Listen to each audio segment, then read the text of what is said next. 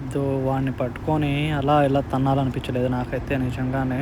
అసలు ఏం జరిగిందంటే 25 డేస్ బ్యాక్ నేను ఈ బండిని తీసుకొని వచ్చి ఇక్కడ రిపేర్కి అని చెప్పి ఇచ్చాను బాడీ షాప్లో. కస్టమర్ డ్యామేజ్ చేసింటే వాడు కొత్తగా వచ్చాడనమాట. నా దగ్గర అయితే ప్రొఫెషనల్గానే వెహికల్ ఎట్లా తీసుకుంటారో అట్లే తీసుకున్నారు. వాడు కొత్తగా వచ్చిన విషయం నాకు తెలియదు.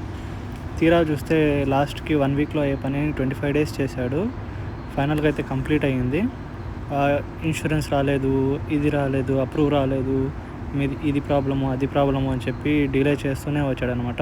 ఇంకా ఫైనల్గా ముసలోనికి ఏమైందంటే కోపం వచ్చేసి వెళ్ళి చూస్తే అక్కడ వాడు కొత్తగా వచ్చాడు, వానికి తెలియదు, సారీ అని చెప్పి మళ్ళీ వేరే అతను తీసుకొని దాన్ని కంప్లీట్ చేశాడు.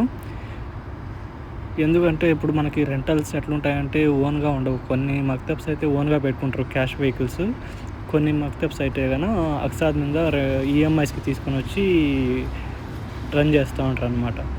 ఒక బండి ఒక రోజు నిలిచిపోయినా కూడా ఈఎంఐస్ కట్టడము కష్టమైపోతుంది. అందుకోసం అని చెప్పి మా ముసలోడు వానితో గొడవ పడ్డము, మళ్ళీ అది వేరే వాళ్ళ చేతికి వెళ్ళి లాస్ట్కి ఫైనల్గా ఈ రోజుకైతే చేతికిలోకి డెలివరీ వచ్చింది బండి.